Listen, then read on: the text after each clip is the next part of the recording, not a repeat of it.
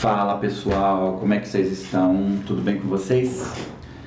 Hoje eu quero gravar uma aula, na verdade um vídeo de forma diferente, uma aula. Vou falar sobre o glossário dos investimentos. Sempre que a gente vai começar alguma coisa, estudar, aprender, a gente precisa conhecer os termos, precisa conhecer do que a gente está falando, para depois a gente se aventurar sem grandes surpresas, sem ter problemas. Então, eu quero detalhar algumas palavras do mercado financeiro para te ajudar a compreender. Hoje, então, esse vídeo vai ser diferente. Então, eu vou ficar aqui no cantinho da tela, já que essa cara aqui não serve para muita coisa. Vou ligar aqui, né, o PowerPoint. Então, hoje nós vamos falar sobre o glossário financeiro. Vamos ver se vocês gostam desse modelo. Eu acho ele bem melhor, né? Mais intuitivo, porque como o mercado financeiro e esses temas são muito pesados, então eu acho que vale a pena a gente mostrar, exemplificar melhor, com telas, com cálculos, com textos. Então eu acho que vocês vão gostar bastante. Um pouco dos termos que nós vamos falar de uns 20 e poucos temas. Esses são os primeiros, né? Então, vamos começar aí com o primeiro tema, né? Primeira palavra do mercado, que é muito falado. Todos esses são muito falados. Então eu vou explicando, vou mostrar algumas telas. Então o primeiro deles é o spread. Então, o que seria o spread? No mercado financeiro, spread simboliza diferenças entre alguns valores, né? Então aqui é um exemplo de spread. Imagina que a gente comprou uma ação, né? Poderia ser qualquer coisa, mas imagina uma ação. Preço de venda dela foi R$11. O preço de compra foi R$10. Então, na verdade, nós temos uma diferença de R$1 entre a compra e a venda. Então, isso é um exemplo de spread quando a gente está falando de compra de ações. Outro exemplo de spread é de um CDB, né? Que depois nós vamos falar desse produto também. Futuramente eu vou explicar mais detalhado, só para vocês começarem a conhecer esses conceitos. Então, imagina que a gente tem um CDB aí de algum banco para 1 ano de vencimento e ele está sendo oferecido por 12% ao ano, a taxa de rentabilidade dele. E tem um outro que vai durar 2 anos, né? Que nosso dinheiro vai ficar ali preso por 2 anos, que ele vai dar 14%. Então, nós podemos dizer que aqui nós temos um spread de 2%. Então, aqui a gente tem um exemplo de spread em reais, né? E um exemplo de spread em percentual. Então, é isso que é um spread. CDI, uma palavra muito falada aí no mercado. Significa certificado de depósito interbancário. Esse é o termo técnico dele, né? Então, assim, os bancos, eles emprestam dinheiro uns aos outros de forma diária. Muito dinheiro de forma diária. Então, por um dia, e eles cobram ali um pequeno percentual naquele dia para esses grandes empréstimos. Então, é aí que parte esse nome de CDI, que é essa pequena taxa, né, que eles emprestam, e é isso que a gente vai percebendo de como vai ser a taxa de juros, como vai ser a inflação, né? O Banco Central, ele percebe como que que vai ser o desempenho do mercado ali no dia a dia, de acordo com a quantidade de movimentação de dinheiro que acontece nesse empréstimo. Então, é isso que a gente chama de CDI. Você já pode ter ouvido também, né? Ele determina o rendimento anual de vários investimentos. Você pode perceber que você já deve ter ouvido falar aí, esse CDB paga 100% do CDI, 120% do CDI. Então, quer dizer, ele paga uma taxa, né? Hoje o CDI está em 7,25%. Quando alguém diz para você que um investimento te paga 100% do CDI, não significa que é 100% de juros. É 100% da taxa CDI praticada naquele período. que nesse caso é 7,25 ao ano também, não é ao mês nem ao dia, é ao ano. Depois nós vamos ver mais alguns investimentos e isso vai ficar mais claro. Vamos dar uma olhadinha agora na taxa Selic. A taxa Selic é o que a gente fala, que é como estão os juros no nosso país. É como se fosse uma taxa-mãe, um balizador, né, de como que vai ser a taxa de juros de um cheque especial, de um cartão. Ela baliza se os juros vai ficar muito alto ou vai ficar muito baixo. Por exemplo, no começo do ano, um pouco para trás, na época da pandemia, a gente estava com uma taxa de juros, uma taxa Selic em 3, 2, 3, 4%. Hoje nós já estamos em 7% e tem perspectiva de aumentar mais, que a gente chama de um viés de alta, por causa que o mercado está desaquecido. A taxa Selic também é uma forma de o banco controlar a inflação. Quando a inflação está muito alta, o Banco Central ele aumenta a taxa Selic para fazer com que as pessoas consumam menos, né, gastem menos e faça frear essa taxa de juros. E ao contrário também é válido. Quando eles baixam muito essa taxa de juros, as pessoas consomem mais. Então, hoje essa taxa está em 7,75 ao ano. O Banco Central, ele a cada 2 meses, 3 meses, ele define essa taxa. Ele dá uma olhada em alguns indicadores do mercado para verificar se ela pode se manter assim, se ela vai subir ou se ela vai descer. Vamos ver um pouco sobre o que é liquidez. Liquidez, quando você tem um investimento, você guarda um dinheiro lá. A liquidez é a facilidade e a velocidade que você tem de um investimento poder ser resgatado, ou seja, ser convertido em dinheiro e voltar ali para sua conta para que você possa sacar e gastar. Então, tem investimentos que tem uma liquidez diária, quer dizer, você colocou num dia, já pode tirar no mesmo dia, no outro dia. Tem investimentos que você tem uma liquidez de 1 mês, 1 ano, 2 anos. Então, isso que é a liquidez.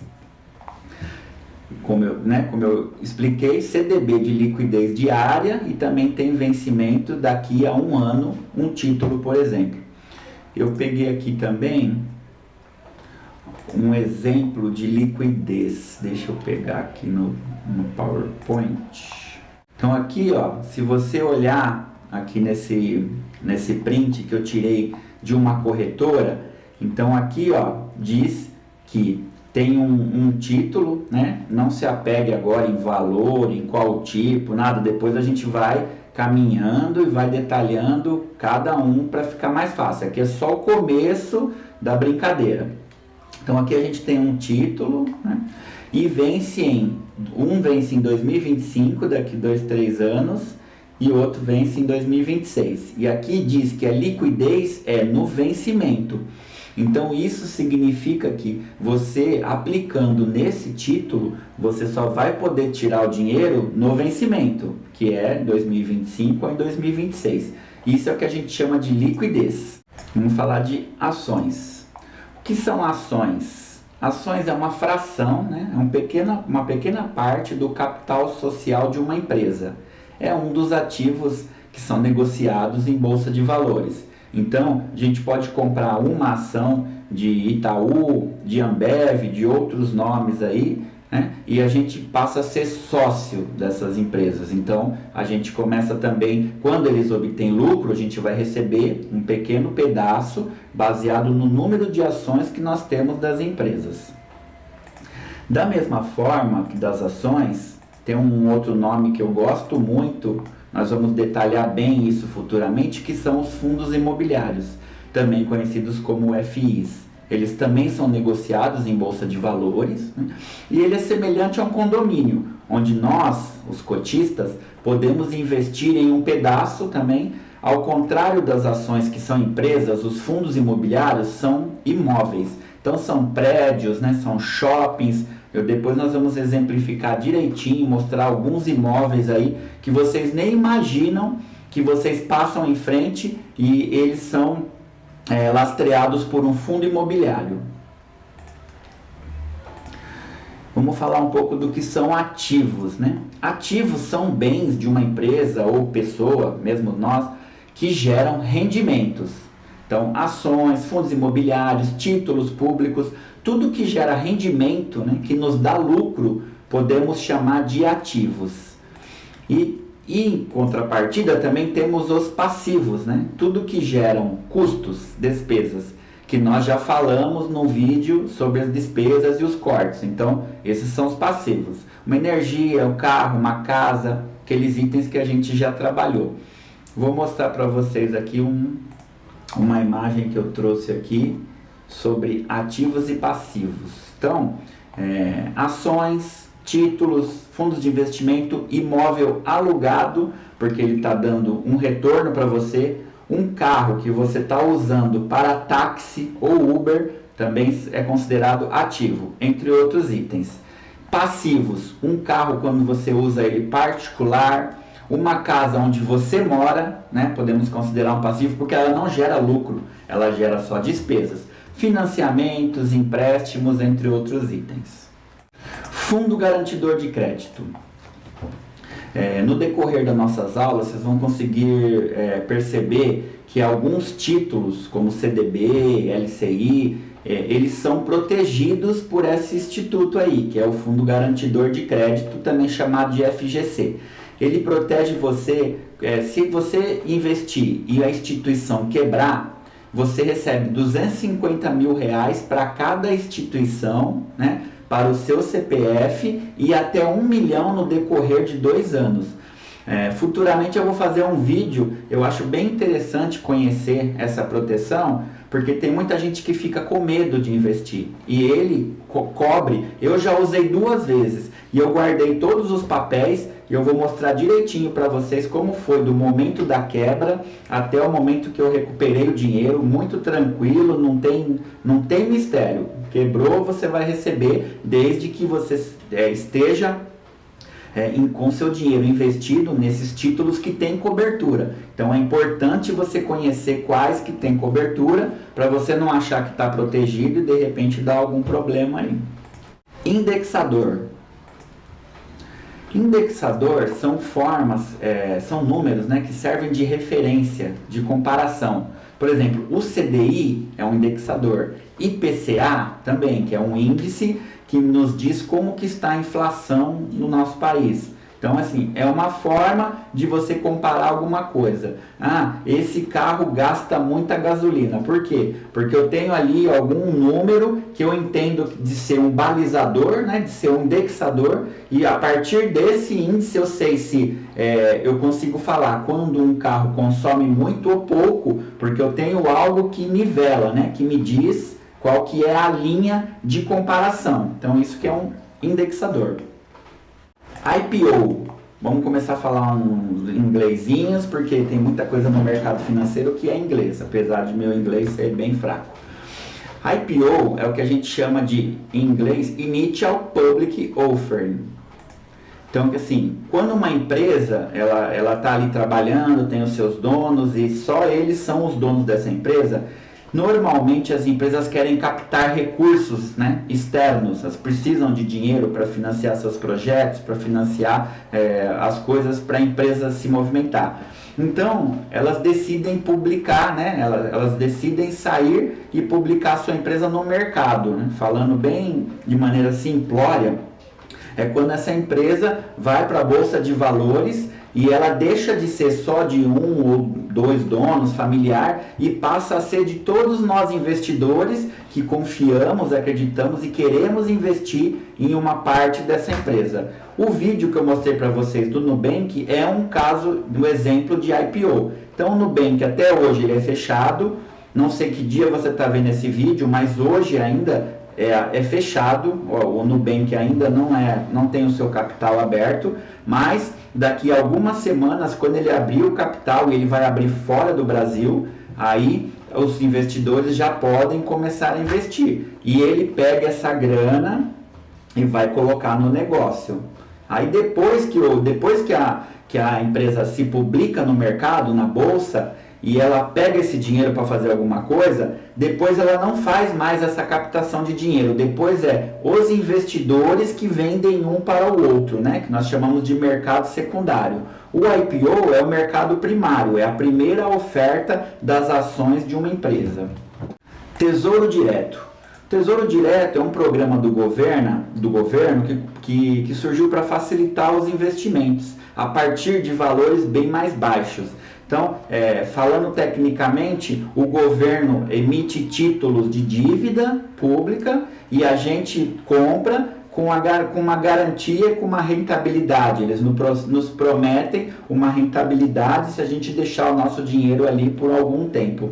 É um dos investimentos que tem o menor risco, porque se o governo quebra, o país todo quebra, porque os bancos e muitos outros investimentos, eles estão sobre esses títulos. Então, é conhecido como um dos ativos livres de risco, né? Porque o governo pode imprimir dinheiro, ele tem N formas de te pagar caso dê algum problema. Alguns exemplos de títulos do Tesouro, né? Tesouro Selic, Tesouro IPCA, Tesouro Prefixado, por exemplo. O Tesouro Selic, a partir de R$100 e poucos você já pode investir. Também vou detalhar bem mais a fundo sobre esses títulos, é só para vocês começarem a ter a ideia desses jargões, do que fala aí o mercado sobre isso. O que são dividendos? Que eu particularmente gosto muito. Dividendo é uma parte dos lucros das empresas que é dividido entre nós acionistas e investidores. É dessa forma que eu sugiro você pensar em aposentadoria e liberdade financeira. Deixa para segundo plano o INSS e outras coisas aí governamentais, porque normalmente eles só olham para os seus próprios benefícios, eles não estão preocupados com a população. Mas a gente vai detalhar mais isso aí de maneira técnica. Normalmente as empresas, elas pagam dividendos, tem empresas que pagam mensal, mas não é normal. O mais normal é pagar ali trimestral, semestral. E quem paga todo mês são os fundos imobiliários, eles também pagam dividendos, eles podem até postergar por 6 meses, mas o mais comum é pagar todo mês. Juros sobre capital próprio. É semelhante, né, aos dividendos, ele também é uma forma de dividendos que a empresa paga, só que ela recolhe alguns impostos e ela tem algumas isenções quando distribui dessa forma. Por isso que você vai perceber no decorrer aí da nossa jornada, quando você for acionista de uma empresa, que tem meses que parte ela distribui como dividendo e parte ela distribui como juros sobre capital próprio, que a gente chama de JCP. Rentabilidade. Rentabilidade é uma taxa paga a nós investidores por emprestarmos o nosso dinheiro. É uma forma de nos remunerarmos, eles nos remunerar pelo risco, que o risco que é investir um dinheiro e deixar lá um ano, um mês, né, alguns dias, e depois a gente espera essa rentabilidade, já que nós conseguimos controlar nossas finanças, gastar menos do que ganha, fizemos sobrar um pouco e agora estamos investindo. Então, o mínimo que a gente espera é uma rentabilidade sobre todas essas renúncias que fizemos com esse dinheiro. Por exemplo, exemplos de rentabilidade. O CDB que me paga 12% ao ano, que mais no futuro vocês vão entender que isso a gente chama de uma taxa pré-fixada. Ou 125% do CDI, que na verdade é aquela taxa, né, que nós falamos que hoje ela está em 7,25, mais um percentualzinho ali que é os 25%. Então a gente chega nessa conta. ETF. Falando em inglês, né, é o que chamam de Exchange Traded Fund. É um fundo negociado em bolsa que segue algum índice. No começo, eu acho muito interessante você pensar, às vezes, em investir num ETF.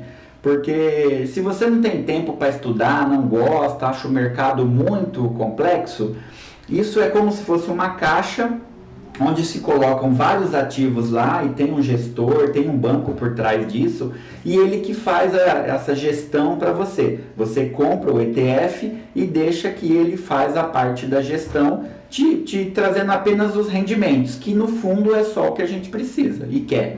Então, nós temos ETFs que seguem o Ibovespa, que é a nossa bolsa de valores, temos ETFs que seguem o S&P, que é a bolsa americana, e tem vários outros, né? Esses são os exemplos mais emblemáticos. Então, assim, eu quero investir no exterior, mas eu não entendo muito de inglês, eu tenho meus medos, eu não sei, né, o que fazer. Compra um ETF que custa ali também cento e poucos reais, algumas unidades, e deixa que o gestor faça esses investimentos por você e você pega só o lucro. Depois de um tempo, quando você vai ficando mais experiente, você vai gostando de lidar mais com o seu dinheiro, aí eu sugiro que você invista em ativos puros, né? Que são ações e os fundos de investimentos, mas você mesmo comprando, não terceirizando como a gente faz no ETF. Mas no início é muito legal fazer isso. Eu tenho alguns ETFs.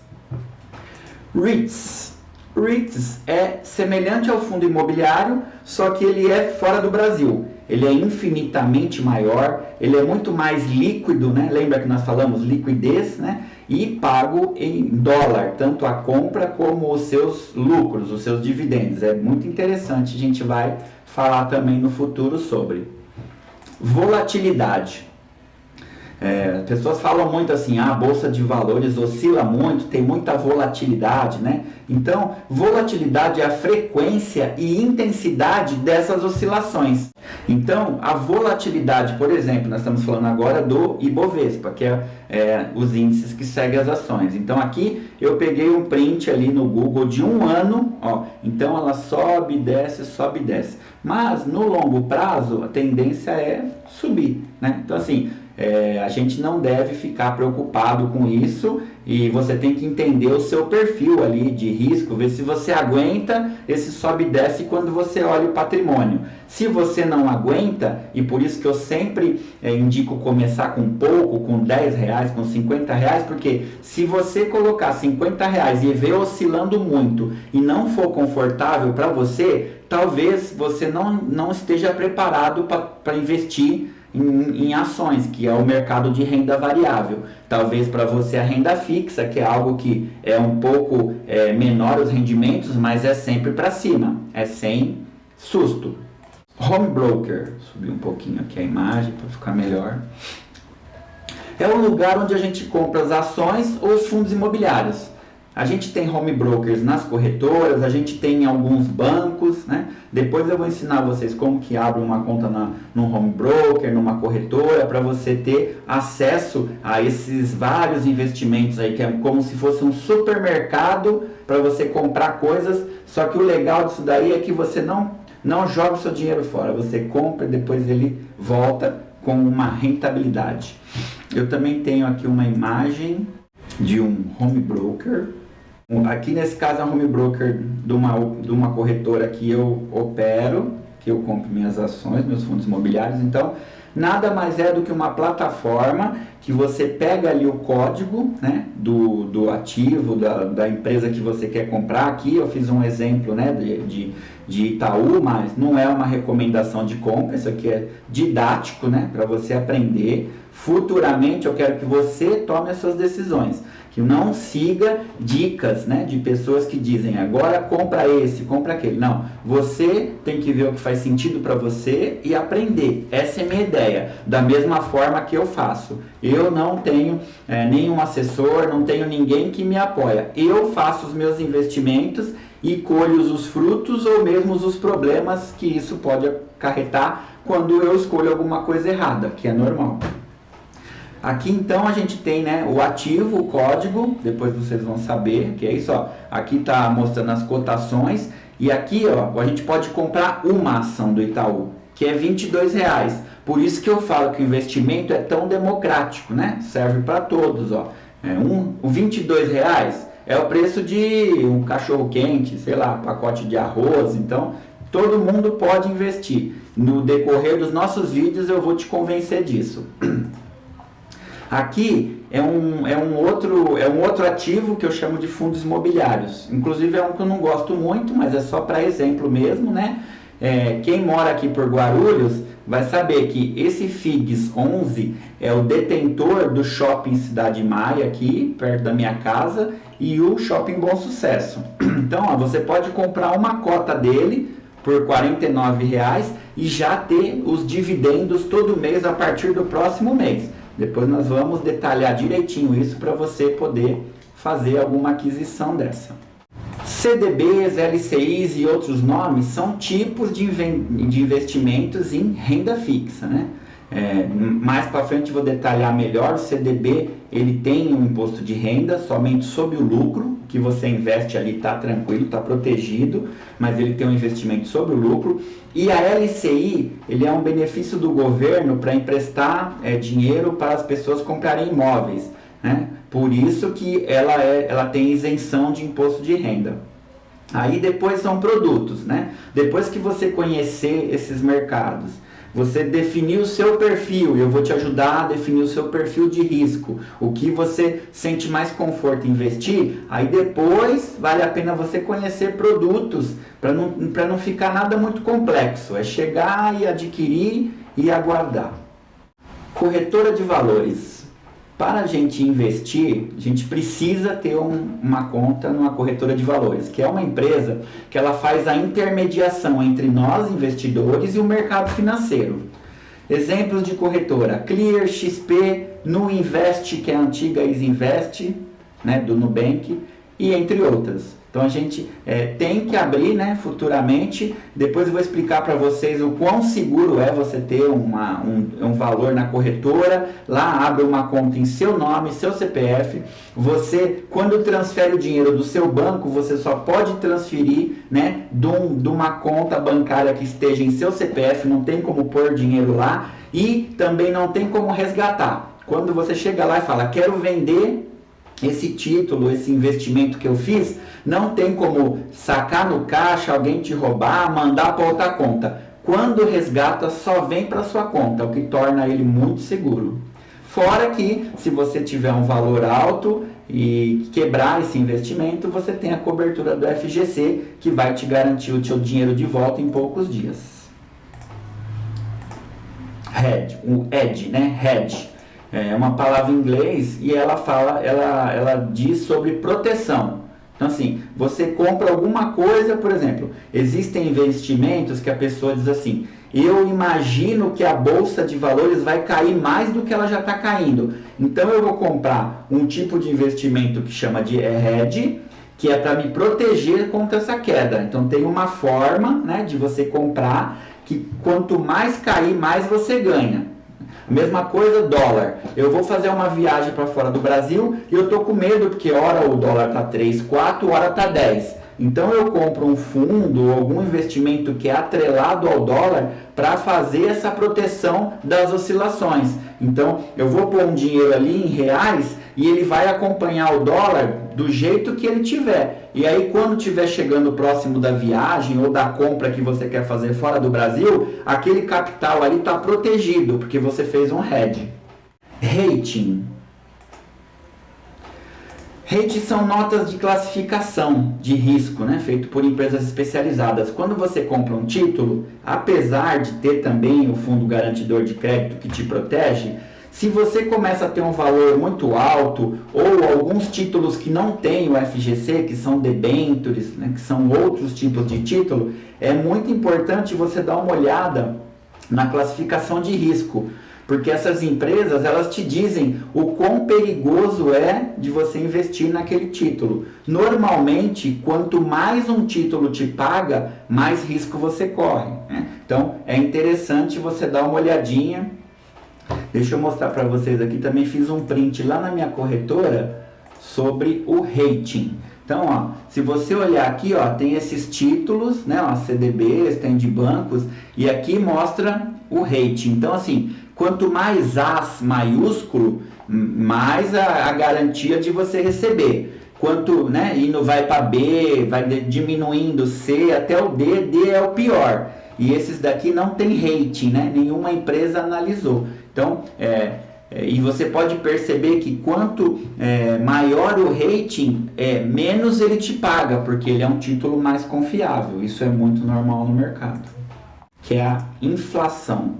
A inflação, todo mundo está falando agora, né? Que a inflação está subindo. Isso é um aumento de preço de bens e serviços, causado por N fatores que eu acho que nesse momento não vale a pena a gente entrar nesse detalhe. Mas ele é algo que corrói o seu patrimônio se você não se proteger. Então, se você investe o seu dinheiro, aí você coloca lá numa taxa de 5%, você acha que está ali ganhando.